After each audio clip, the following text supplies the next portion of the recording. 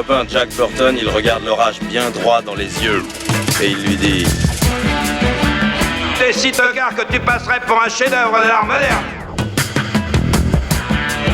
Madame, je n'écrirai rien sur ce film, c'est une merde. Merde. Ce sont les gars qui se prétendent normaux qui vous déçoivent. Les dingues, ça ne fait jamais peur.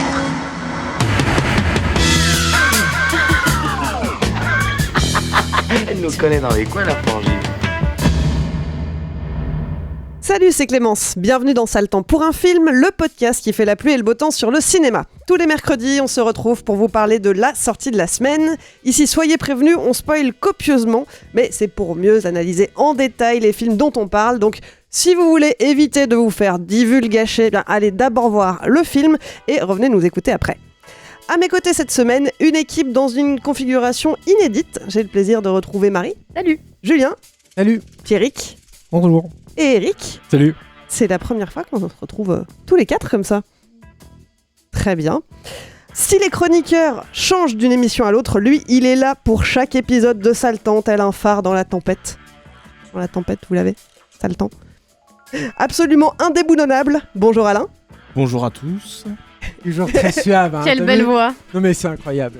Et on dit merci à Latex pour l'habillage sonore. On ne le dira jamais assez, cette émission existe grâce à tous les auditeurs et les auditrices qui nous soutiennent. Merci à vous. Pour continuer à développer d'autres programmes originaux, intéressants et indépendants, on a besoin de sous. Donc si vous voulez vous aussi nous aider à grandir, n'attendez plus, rendez-vous sur patreon.com ou tipeee.com, mot-clé Capture Mag. Cette semaine, mais où est donc passé Val Kilmer ? Pour une fois, on ne va pas parler de fiction, on s'intéresse à un documentaire. Un docu sobrement intitulé Val, qui revient sur son parcours aussi chaotique que passionnant. Mais donc, où est passé Val Kilmer ? Pour comprendre sa disparition des écrans, il faut revenir en 2015. L'acteur a alors 55 ans et il apprend qu'il a un cancer de la gorge. Il y laissera sa voix et c'est donc son propre fils qui retrace en voix off une carrière qui prend son envol dans les années 80 avec Top Gun, avant d'exploser dans les années 90 avec The Doors, Batman Forever ou encore Hit. Pour mettre son histoire en images, les réalisateurs Ting Pu et Leo Scott ont eu l'embarras du choix. Depuis le plus jeune âge, Val Kilmer filme sa vie. Pendant les castings, pendant les tournages, avec sa famille, sur les plateaux de télé, des heures et des heures d'archives personnelles dans lesquelles les deux réals ont pu piocher. Présenté au Festival de Cannes en juillet dernier, Val est disponible en VOD depuis le 20 janvier. Alors c'est rare dans Sale Temps qu'on parle de documentaire, c'est arrivé une seule fois jusqu'ici. Dans la saison 1, on s'était intéressé à You Don't Know Me, docu qui revenait sur le film désormais culte Showgirls de Paul Verhoeven. Pour ce documentaire sur Val Kilmer, qu'est-ce que vous nous proposez comme météo ? Allez Pierrick. Non, c'est pas la météo mais crépuscule. Ok. Ouais, moi j'allais dire crépuscule avec du brouillard, un peu flou quoi. Un peu flou. Eric. Je vais être moins fin, moi. Bien pluvieux avec un peu de boue. Ok. Julien. Quelque chose de très tourmenté avec des nuages noirs très, très opaques. Très opaque. Bon, c'est pas un super temps. Hein. Vous allez nous expliquer tout ça. Eric, toi qui es de retour d'après une absence si longue, puisque tu étais parti en vadrouille à l'autre bout du monde. Moi, je vais dire un truc que je pense vraiment déjà des acteurs hollywoodiens. Je pense que souvent, acteurs de cinéma, je pense que vous ne serez pas d'accord, mais c'est pas un métier très dur parfois, contrairement à comédien. Et les grands acteurs, en fait, sont vraiment ceux qui vont chercher les rôles et composer avec. Mais des acteurs comme Val Kilmer, moi, j'ai jamais été emballé par ce qu'il faisait. Et ça me rappelait, pendant tout le documentaire, ça me rappelait ce que disait le stand-up comédien Jim Jeffries. À un moment, il disait... c'est dans sa série qui s'appelle Legit, je crois. Il disait, voilà, il y a une fille de 5 ans dont il faisait allusion à la leçon de piano qui peut avoir un Oscar pour un rôle, on ne pourra jamais donner ça à un plombier, etc. Ça veut quand même dire que c'est quand même pas très dur ce que font les acteurs hollywoodiens. Et c'est vrai souvent, en fait. C'est vrai que ces gens-là, en fait, jouent tous au même niveau, souvent. Et que, malheureusement, en France aussi, hein, c'est très vrai. Hein. Moi, je vois les couvertures de Psychologie Magazine où Isabelle Carré dit... Des aberrations disant oui, vivre c'est renaître, des trucs comme ça. Enfin, ils ont beaucoup trop d'influence médiatique parfois les acteurs. Et quand je vois en fait ce qui se passe dans Val, c'est un type qui raconte sa vie, mais qui n'est pas arrivé pour moi à en extraire une sève intéressante. Et du coup, même si voilà, j'ai aucun J'ai aucun problème avec Val Kilmer, c'est très très plat en fait ce qu'il nous montre.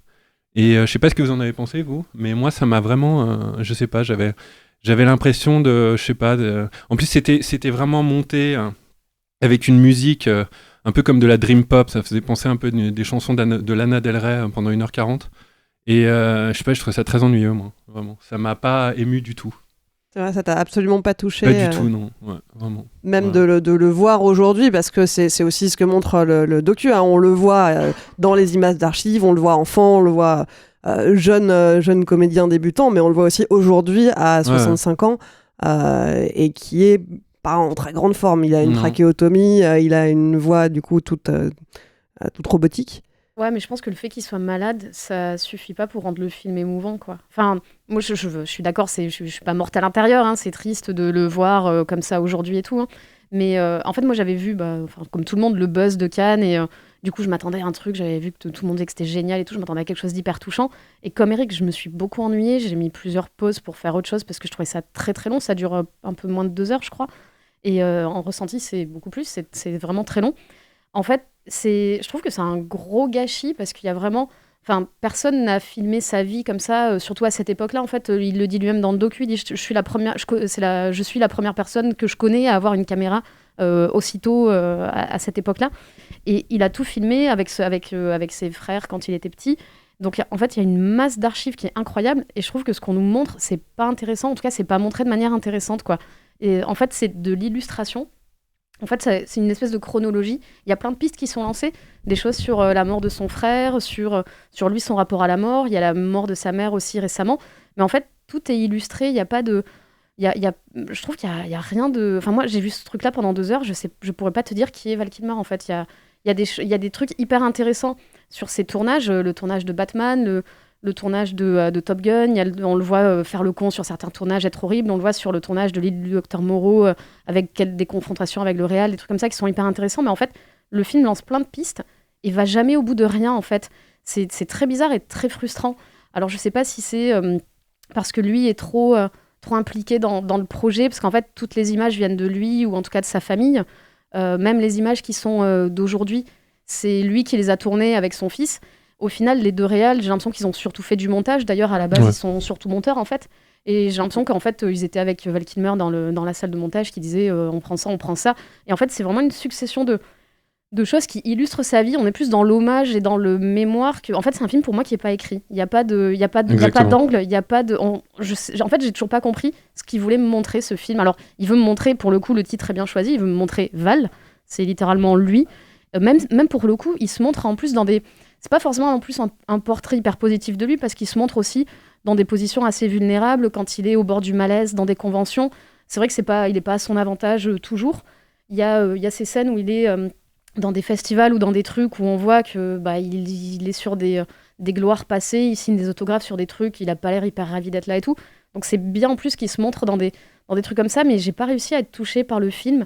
Je rejoins un peu ce que tu disais, Eric, où parfois il donne des phrases, on dirait des trucs extraits de posters de motivation avec des phrases hyper vides sur la vie, mais c'est rien de personnel, quoi. Et ouais, je reprends vraiment ton mot où tu disais c'est vraiment plat, et moi j'ai trouvé ça vraiment plat et attendu, quoi.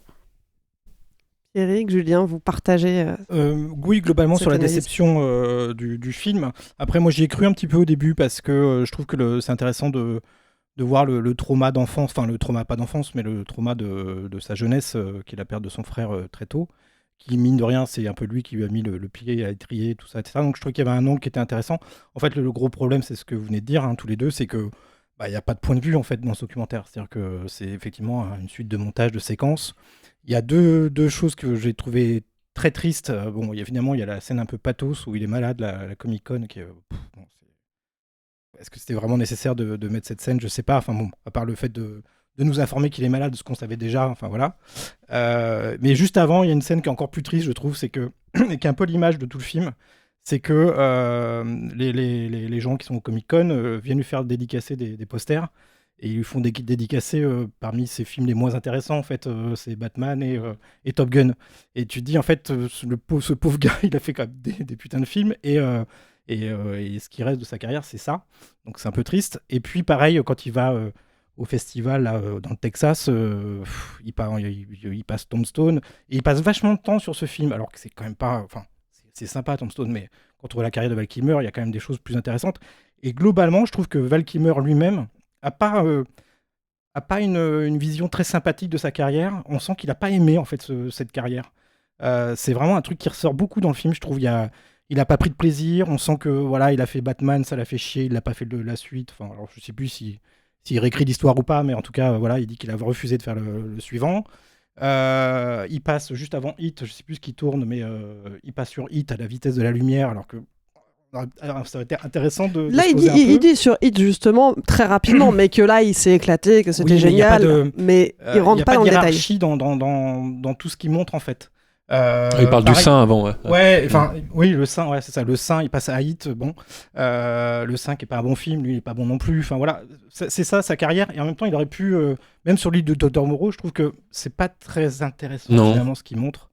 C'est dommage. On le sait, que c'était la merde, ce tournage.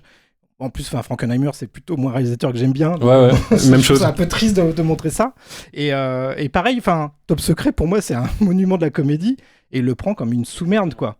Et c'est triste parce qu'en fait, on suit un acteur qui est un peu aigri, qui aurait certainement voulu être un acteur shakespearien, qui n'a pas réussi à être ce qu'il voulait être au théâtre. La fin du film, elle est trop longue. Tout son truc sur Mark Twain, c'est interminable. Et en même temps, c'est pareil, c'est d'une tristesse absolue. Il est dans des salles où ils sont 50. Enfin, voilà. Enfin, globalement, je trouve que c'est pas un très bon film parce que ça manque de point de vue.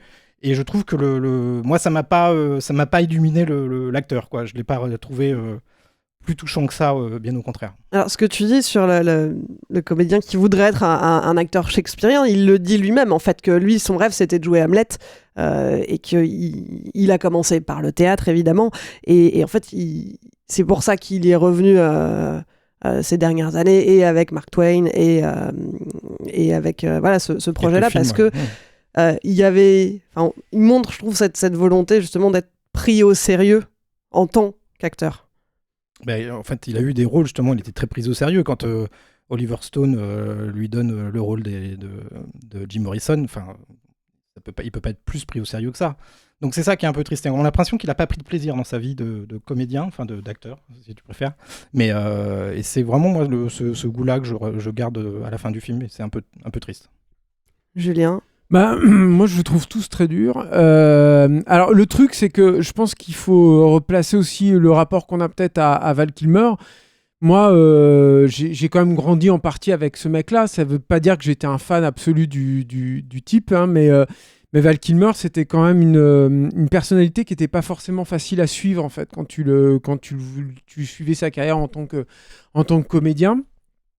Et c'était un mec qui pouvait effectivement se vautrer dans des projets comme Le Sein et être, moi je trouve, très étonnant, par exemple dans Les Dorges. Moi je trouve qu'il fait une composition assez dingue, quoi. Vraiment, il est assez habité. Et je suis pas d'accord, moi, avec ce que tu dis, Eric, sur la position des comédiens.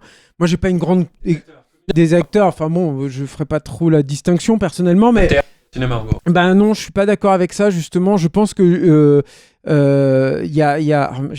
un acteur, le nom m'échappe, mais enfin qui jouait dans Quai des Orfèvres, qui avait un tout petit rôle, quoi, qui avait fait tout un petit livre sur le métier de comédien.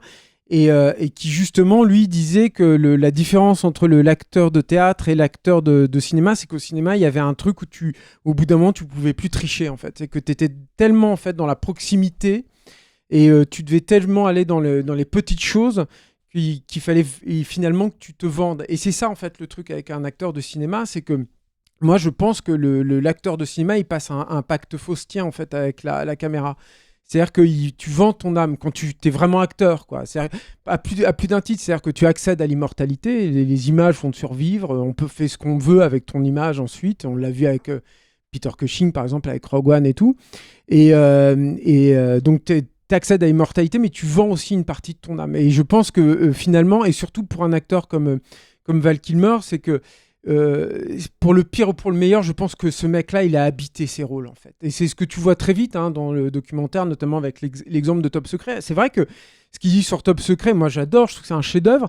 Mais je peux comprendre en fait sa frustration où lui dit je saignais des doigts tellement j'ai essayé de m'entraîner très vite en fait à vraiment jouer de la guitare.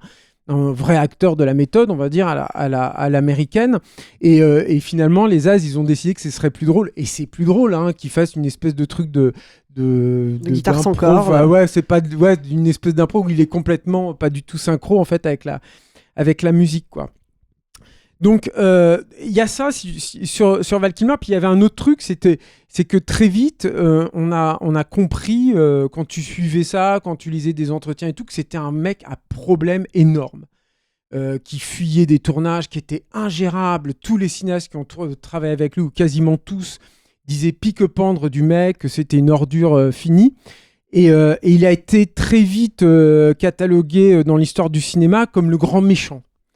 Et moi, c'est ça un peu. Enfin, c'est comme ça que j'ai pris du coup le documentaire comme sur deux plans en fait au début. C'était d'une part de voir les coulisses de ces films-là ou d'une carrière comme la sienne sans filtre. Et le film te le vend, c'est-à-dire qu'une des premières vraies images d'archives que tu vois Sean Penn et Kevin Bacon qui dans les loges sont en train de montrer leur cul. Alors là, quand tu vois un truc comme ça, tu dis bon bah vas-y, ce qu'il va te montrer quoi, sur un tournage comme Batman Forever qui était complètement dingue. Je fais un truc très bizarre avec ma gorge là, c'était curieux, mais bref. Et donc ça va être ou sur l'île Docteur Moreau, ça va être dingue.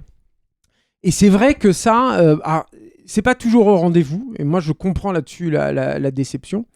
Ça, c'est la première chose. Et l'autre chose aussi qui est problématique, c'est que c'est vrai c'est pas qu'il se donne le beau rôle, et ça, je vais y revenir, mais c'est vrai qu'il balaye trop facilement, je trouve, le côté mec mauvais, en fait. Il en parle un petit peu autour de Kiss Kiss Bang Bang, surtout, quoi, sur cette image publique qu'il avait. Mais finalement, il s'y confronte pas à ça. Moi, j'aurais adoré qu'il s'y confronte. Je pense que c'était ça le vrai sujet en fait du film. C'est l'histoire du méchant à Hollywood. Qu'est-ce que c'est un acteur à problème qui fait chier tout le monde, quoi, qui fuit, et pourquoi lui fuit en fait. Et t'as des petites pistes des fois. Tu vois que le mec il se barre de temps en temps pour nourrir en fait son personnage parce qu'il a besoin de ça en fait. C'est là aussi où l'investissement d'un acteur de cinéma peut être total. Et je pense qu'encore une fois, un mec comme Kilmer, il fonctionnait comme ça. Et malgré et ce qui est ambivalent, ce que j'ai du mal à comprendre, c'est que d'un côté il y a une espèce de filtre comme ça, et d'un autre côté, moi j'ai rarement vu un mec autant il y a un côté où il se déprécie vachement en fait. C'est-à-dire que se montrer comme ça, Val Kilmer aujourd'hui, sa carrière, et c'est quoi, il vit comment quoi, il vit des conventions en fait. Et il le dit. Et il le dit. Et je me suis dit quand je suis sorti de ça. Je me suis dit, mais comment il peut vivre en fait encore des conventions après ça ? C'est-à-dire que c'est les mecs qui vont payer au Comic-Con pour les faire signer une affiche de Batman Forever, il est très probable qu'ils voient ce documentaire-là. Mais est-ce qu'ils vont y aller en fait après ? Quand tu vois la séquence au Comic-Con qui est... Moi je trouve... Alors à la fois tu te dis c'est un peu un ouin-ouin, en même temps le mec il a quand même un cancer dur de la gorge, il a un mal à parler, c'est douloureux, c'est vraiment dur quoi. Pour un comédien perdre sa voix, mais c'est presque ce qu'il y a de pire quoi. Et du coup moi j'ai vraiment de l'empathie en fait pour lui à ce moment-là. Je me dis putain mais c'est terrible en fait ce qu'il vit, c'est vachement dur. Et c'est la même chose avec la séquence de Tombstone. Alors Tombstone, pour nous c'est pas grand chose. Je pense qu'aux États-Unis la place qu'a ce film là qui est pas un très bon film, le film de George Pancosmatos, elle est beaucoup plus grande. C'est un truc, je pense qu'il y a je pense qu'au Texas oui ça doit être très, très important. Mais même ailleurs en fait je pense que c'est un film qui a plutôt marqué là-bas. Mais même là tu vois cette séquence en fait où il déambule tout seul et tu sens le poids de la solitude là-dessus. Moi il y a quand même des séquences dans le film qui m'ont vraiment touché, comme le fait qu'il fasse appel à son fils pour narrer avec sa voix et avec ses propres mots tout ce récit-là, qu'il utilise là. Alors c'est vrai que peut-être que ces messages, il y a un côté un peu, je sais pas moi, mec de Venice Beach, un peu afflant et tout, californien mais en même temps il y a une façon de vouloir s'exprimer en fait dans ces espèces de photomontages qui retravaillent avec son image et tout. Val Kilmer c'était ça aussi, c'était le beau gosse total, absolu en fait. Plus que je sais pas moi, un peu bad boy quand même certes, mais c'était vraiment ça quoi aussi dans les années 90 quoi. Et le voir qui se montre comme ça il fait pas gaffe à lui, tu vois, il a une espèce de... Il se lâche et tout comme ça. Moi, j'avoue que ça m'a touché. Et alors, donc c'est vrai que c'est un film un peu bordélique, c'est un film qui se renie un peu, et ça, moi, je peux comprendre, en fait, qu'on ait du ressentiment, en fait, vis-à-vis du film là-dedans, et en même temps, c'est quand même un film qui m'a pas mal touché, et je trouve que même si c'est vrai, je suis aussi d'accord avec vous, je pense qu'il y a des problèmes de censure, qu'il y a des problèmes avec les agents, tu peux pas montrer ce que tu veux et tout, ça sent... Par exemple, sur Top Gun, tu le sens, en fait, quand il y a Tom Cruise et tout derrière, je me suis dit, jusqu'où il va aller sur les images de Tom Cruise, et moi, j'ai eu l'impression, en tout cas, il pouvait pas montrer tout ce qu'il aurait pu montrer, tout ce qu'il avait, tu vois, en stock, ça me semble évident. Ça devait être dingue, un tournage comme Top Gun, t'en vois un tout petit peu, mais voilà. Mais malgré tout, il y a quand même des trucs que moi je vois très rarement. C'est-à-dire que l'île Dr Moreau, j'ai une espèce de fascination déviante pour ce film improbable. Et j'avoue que ces séquences-là, je les ai vues nulle part ailleurs. Y compris, il y a eu un long documentaire qui a été fait avec Richard Stanley, qui est copieusement interviewé sur ce tournage, et j'ai pas vu ces images-là. Enfin, il y a 20 secondes, hein. Faut aussi remettre ça en... Il y a peut-être 20 secondes, mais la séquence où il va... Par exemple, moi, la séquence où il tourne enfin avec son idole, et le seul rapport, en fait, qu'il a avec Marlon Brando, c'est qu'il va le balancer... pousse son hamac. Cet homme énorme, assez informe, qui est avachi dans son hamac, et il le balance dans son hamac. Moi, je sais que c'est une image dont je me souviendrai. La séquence où le réalisateur Frankenheimer, merci, l'engueule, il y a une engueulade improbable où il laisse tourner la caméra et tout, où il refuse de couper sa caméra et tout. Je pense que c'est une séquence dont je me souviendrai. Donc moi, un documentaire, c'est quand même un film qui me montre une facette d'Hollywood qu'on voit relativement peu.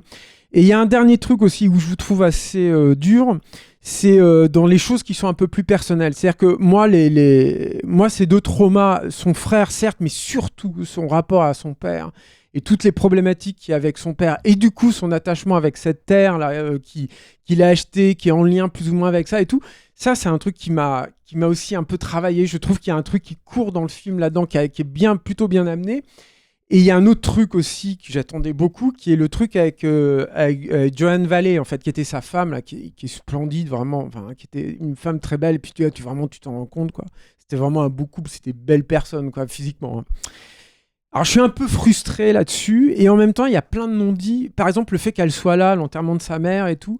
Je sais pas, il y a des trucs où ma tête travaillait, en fait, là-dedans. Donc, j'ai essayé de comprendre, en fait, comment ce couple étonnant a pu fonctionner.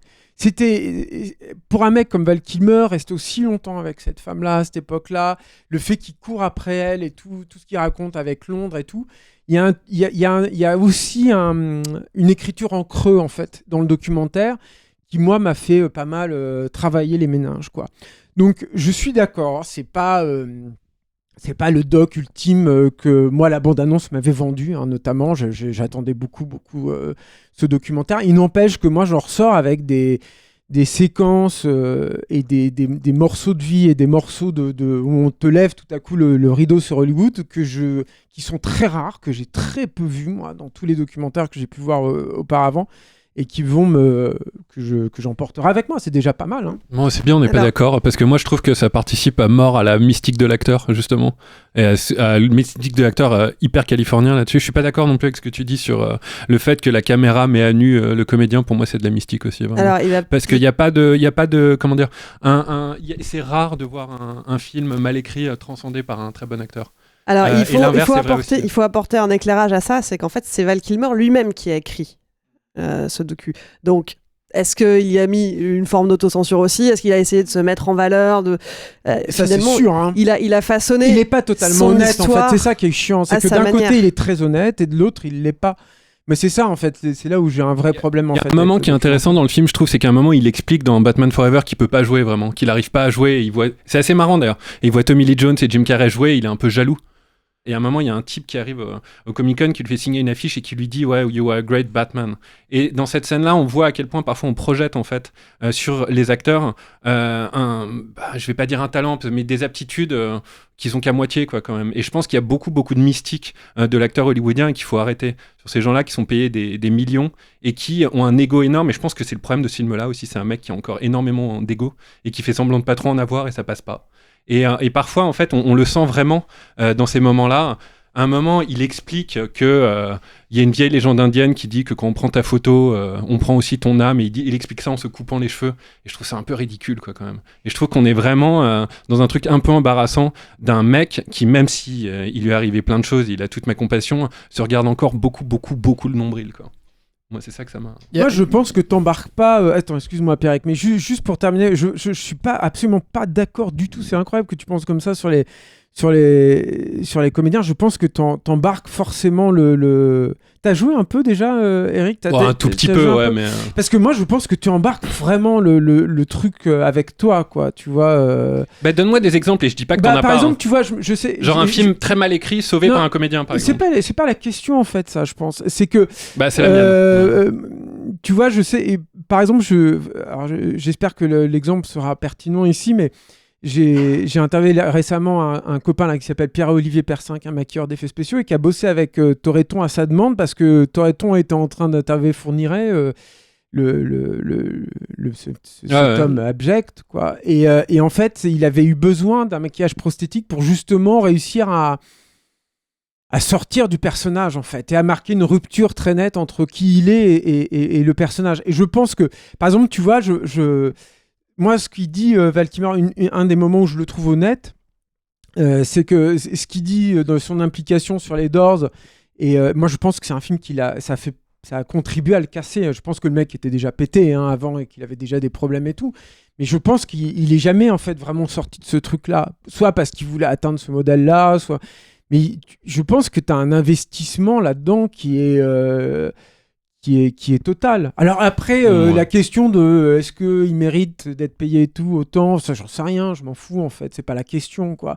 La question c'est que, oui, je pense qu'un vrai acteur, quand il s'investit pleinement en fait dans un rôle, j'ai l'impression mais généralement ces acteurs-là en fait, et par exemple tu prends Christian Bale, etc., justement ils refusent cet exercice-là que fait Val Kilmer, de se dévoiler à mort, parce que plus tu te dévoiles et moins t'es crédible en tant qu'acteur, je trouve. Mais en même temps, tu dis se dévoiler, mais moi je trouve qu'il se dévoile pas tant que ça, parce qu'en fait, j'ai l'impression que c'est une suite d'anecdotes et de moments plutôt qu'un vrai truc. Il y a pas vraiment de fil conducteur et de... Je sais pas, à aucun moment il explique comment tel rôle ou tel film a eu tel effet sur lui. Même les moments tragiques de la mort de son frère, c'est évoqué comme ça. Enfin, je sais pas, moi j'ai vraiment eu du mal à me dire, ouais, ok, on m'a montré tout ça.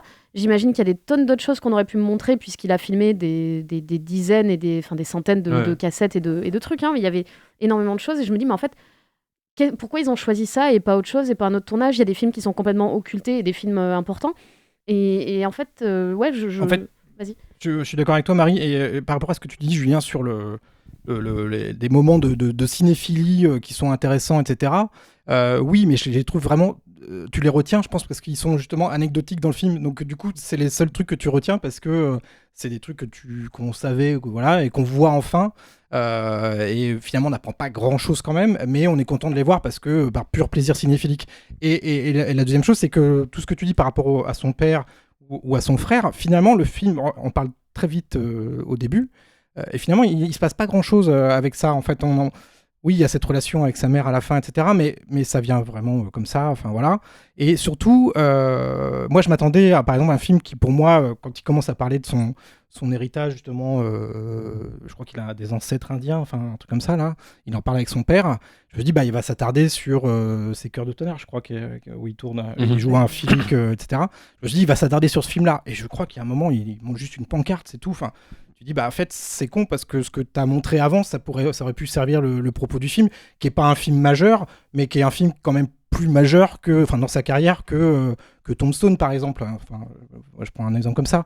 Donc, je trouve que voilà, il y a plein de bribes comme ça qui sont pas inintéressantes, mais t'as l'impression de tiens, on se réveille, ouais, ça c'est intéressant, on regarde. Puis après, on se rendort parce que parce que c'est pas passionnant, quoi. Il y a plein de choses qui pouvaient être... C'est pas raccordé, thématiquement, c'est pas raccordé. C'est ça, en fait, c'est ce que tu dis, il y a plein de choses qui pouvaient être liées entre elles. Et en fait, moi, j'ai fait des ponts entre un truc qu'on me montre au début, un truc à la fin, un truc au milieu. Et en fait, c'est moi qui fais le travail de lier des thématiques et des choses, alors qu'eux l'ont pas fait. Et du coup, tu vois, Clémence, tu disais, c'est lui qui a écrit le film. En fait, moi, je dirais, c'est lui qui a pas écrit le film, en fait, parce que... Et effectivement, il est crédité à l'écriture du film, mais le film est pas écrit, quoi. Et par contre, sur le travail, je suis pas tout à fait d'accord avec toi, Eric, non plus. C'est effectivement sur The Doors. C'est pas une opinion très populaire. Non, mais sur The Doors, on voit que le mec, il a bossé comme un taré, quoi. et qu'il s'est battu pour avoir le rôle et il l'a eu. Donc ça prouve bien qu'il a bossé. Alors après, c'est peut-être pas, bien sûr, c'est pas la non, ligne, mais je dis etc. pas qu'il a jamais mais, rien foutu non plus. Mais voilà, ce rôle-là, il le voulait, il l'a bossé et il l'a eu. Et j'ai l'impression que dans sa carrière, c'est pas arrivé souvent en fait. Je dis surtout qu'en fait, ces gens-là, on les met trop rapidement sur des piédestals et des piédestaux. Piédestal. Ouais, bon, voilà, la question est ouverte. Mais... Et que du coup, en fait, voilà, moi je vois un mec qui est aussi pas mal victime de son ego. Il y a un moment qui est assez intéressant parce que quand même, hein, il a ce qu'il fait sur Mark Twain et tout, ça a l'air intéressant. Mais à un moment, il y a une phrase qui dit, et je peux pas m'empêcher de tiquer, où il dit c'est dur d'écrire un bon film, c'est très dur d'écrire un très bon film, et moi j'essaie d'écrire un classique. Et là, je me dis ouais, le travail, l'ego est pas détruit là. Donc en fait. Tout le problème de ce film-là, c'est que ce mec-là, en fait, il essaye encore. Tout ce qu'il montre, en fait, c'est de l'ego, c'est pas. Voilà. C'est la tension qui m'intéresse, en fait, moi, là-dedans. C'était cette tension entre. Et je trouve encore une fois qu'il il se serait confronté pour de vrai, sans l'élucider comme ça. À toutes les problématiques qu'il a trimballées au fil de sa carrière, où on aurait abouti à quelque chose, quoi. Et non, moi, je suis pas du tout d'accord avec vous non plus sur ces traumas initiaux. C'est des choses qui courent en fait dans le film et qui sont toujours là, quoi. Comme son rapport avec sa propre famille, quoi, en fait. Donc je trouvais ça un peu mou. Après, vraiment très dur. Bon, on va pas réécrire son histoire, l'histoire de sa vie, mais la plus belle fin dans ce film-là, ça aurait été qu'il monte sur les planches à la fin pour jouer peut-être dans un Hamlet ou un truc comme ça. Et alors, je sais pas si c'est qu'il a pas assez bossé. Dans une structure hollywoodienne. Une structure hollywoodienne, voilà, ça aurait été, il y avait un vrai payoff, quoi. Voilà. Mais là, bon bah. Il y a pas de payoff, c'est ça qui est dramatique aussi, c'est ça qui est tragique, quoi. Et ce truc, tu vois, c'est pareil avec le truc de Mark Twain. Oui, bien sûr, il dit ça, il raconte ça et tout. Alors d'un autre côté, c'est aussi toute la problématique du film, c'est que oui, je pense qu'il a un vrai ego, bien sûr, évidemment, ego énorme. C'est Val Kilmer, quoi. Comme tous les acteurs. Et mais surtout lui, quoi. Enfin voilà, on le sait, quoi. Mais le mec, son truc de Mark Twain, c'est quand même l'histoire d'un échec monumental, comme le disait Pierrick. Tu vois le mec, il joue dans une petite salle et tout. Enfin, tu te dis, mais c'est hallucinant. Il vend tout pour ça. c'est pitoyable, quoi, tu vois, et il montre ça quand même, mine de rien. Donc c'est l'équation que j'ai du mal à résoudre et en même temps qui m'interroge. C'est-à-dire que ce truc, en fait, où effectivement le mec il a une espèce de filtre où il dit pas tout et en même temps il se montre comme ça. Enfin vraiment, encore une fois, dans un échec assez impressionnant, quoi. Et finalement, il porte un regard vraiment pas positif, c'est ce qu'on disait au début, hein, sur une bonne partie de sa carrière, il y a de l'amertume. Quand il parle, tu disais qu'il faut arrêter de mettre sur un piédestal tous ces acteurs hollywoodiens. Mais tu vois, dans Batman, il le dit lui-même que, en fait, il n'est pas capable de jouer, donc à un moment, il a simplement arrêté. Et le fait d'admettre ça, il y a quand même une honnêteté derrière aussi. Il y a ça, par exemple, il y a cette longue séquence où il envoie ses tests en fait à Kubrick pour Full Metal Jacket, où tu sais très bien qu'il n'y arrivera jamais, quoi, parce que tu as vu le film et tu sais que Val Kilmer n'est pas dedans, quoi. Mine de rien, il te le montre, ça, quoi. Tu vois aussi. Je sais, enfin, encore une fois, c'est Val Kilmer. Je veux dire, évidemment, c'est un mec qui a quasiment disparu, on va dire, du cinéma, vraiment, enfin, en tout cas, en grosse tête d'affiche depuis presque 20 ans, non, pas loin. Et mais c'était énorme. Enfin, je veux dire, encore une fois, dans les années 90, Val Kilmer, c'était monumental, quoi. Je veux dire, il y a des budgets astronomiques qui se montaient sur son nom, quoi. Donc, encore une fois, je n'ai pas beaucoup d'équivalent là-dessus. Moi, le seul truc, et alors ça, c'est pas en faveur du film.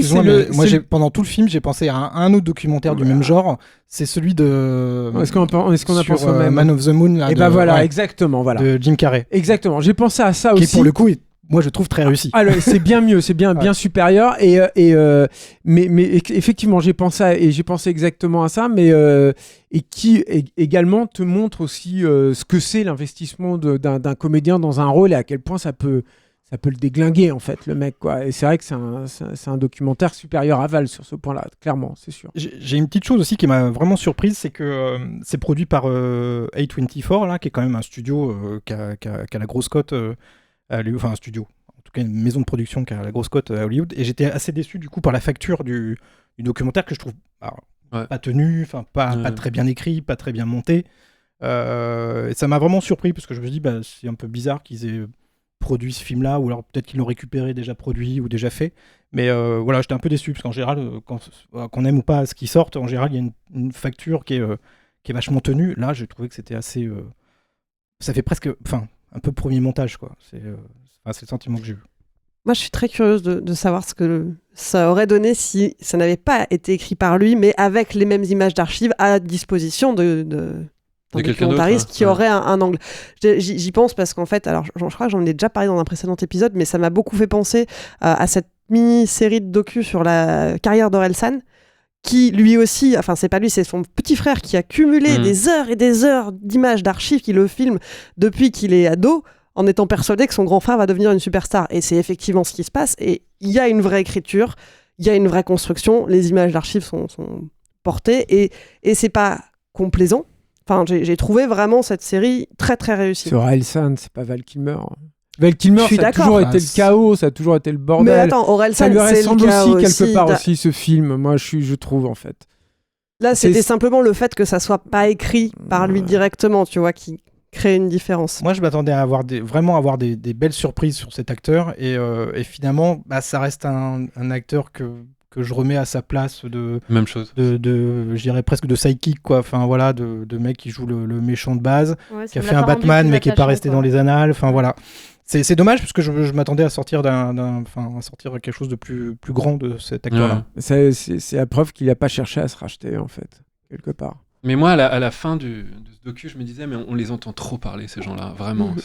C'est des outils marketing. On voit des... Il a une dent contre les comédiens. Non, pas du tout. Je les adore, mais quand on les entend pas trop parler, quand justement, j'arrive à me fondre dans leurs personnages. Mais quand je les vois autant, quand je les vois interviewés partout, quand je les vois utilisés comme outil marketing tout le temps, ouais, ça me fatigue. Je trouve qu'on les entend trop parler, ouais, clairement. Vraiment, c'est ce que me le... Je peux pas être plus sincère, là. C'est vraiment à la fin du documentaire, je me suis dit, je m'en fous, quoi. En fait, je le préfère dans les films, mais tout ça pour ça, ouais. Son avis sur sa propre vie. On n'a pas toujours des choses intéressantes à dire, même quand on fait des films intéressants, quoi. C'est ça. On va arrêter de tirer sur l'ambulance. Je pense que si vous voulez vous faire votre propre avis, Val est disponible sur les plateformes de VOD depuis le 20 janvier. On arrive à la fin de cette émission, le moment où vous avez la parole. Vous avez vu le film de la semaine, vous avez des commentaires à nous faire, que vous ayez adoré ou détesté. Ne soyez pas timide, donnez-nous votre avis. Pour ça, c'est très simple, retrouvez Capture Mag sur Messenger et enregistrez un message vocal. On le diffusera dans la prochaine émission. La semaine dernière, on vous parlait de Nightmare Alley, le dernier Guillermo del Toro. Gros succès du côté de l'équipe qui avait salué en chœur un film très réussi. Mais vous, qu'est-ce que vous en avez pensé ? On écoute ça tout de suite.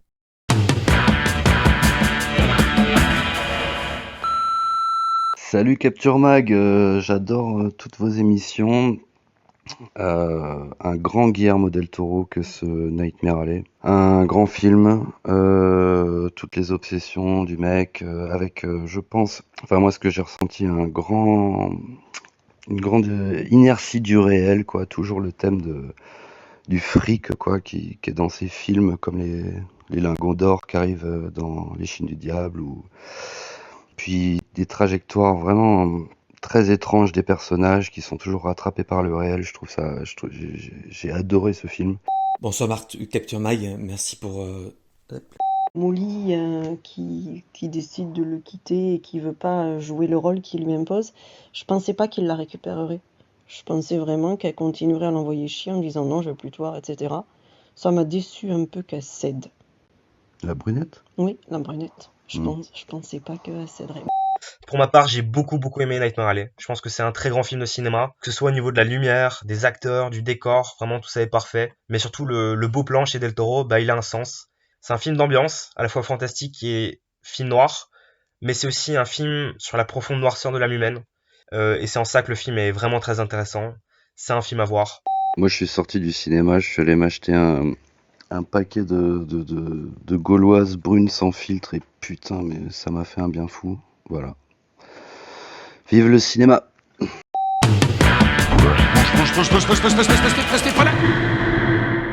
Sale temps pour un film, c'est fini pour aujourd'hui. Marie, Julien, Eric, merci. Merci à toi. Clémence. Merci Clémence. Et merci Alain. Merci Alain. Merci Alain. Et puis merci à vous qui nous écoutez et qui êtes un peu plus nombreux chaque semaine. Ça y est, on a passé le cap des 20 000 abonnés sur YouTube. Si vous nous découvrez, pensez à vous abonner pour ne pas rater les prochaines émissions. Si vous voulez nous encourager et qu'on plonge sur d'autres émissions de qualité, n'attendez plus, rendez-vous sur patreon.com ou sur tipeee.com, mot-clé Capture Mag. C'est grâce à vous qu'on continuera à grandir et qu'on restera indépendant. Et puis pour nous soutenir, vous pouvez aussi nous aider à nous faire connaître, parler de nous à vos amis, relayez nos émissions sur les réseaux sociaux et mettez-nous des étoiles sur les applis de podcast, on compte sur vous. Allez, je vous laisse, on se retrouve dans une semaine pour un nouvel épisode de Ça le temps pour un film. Salut!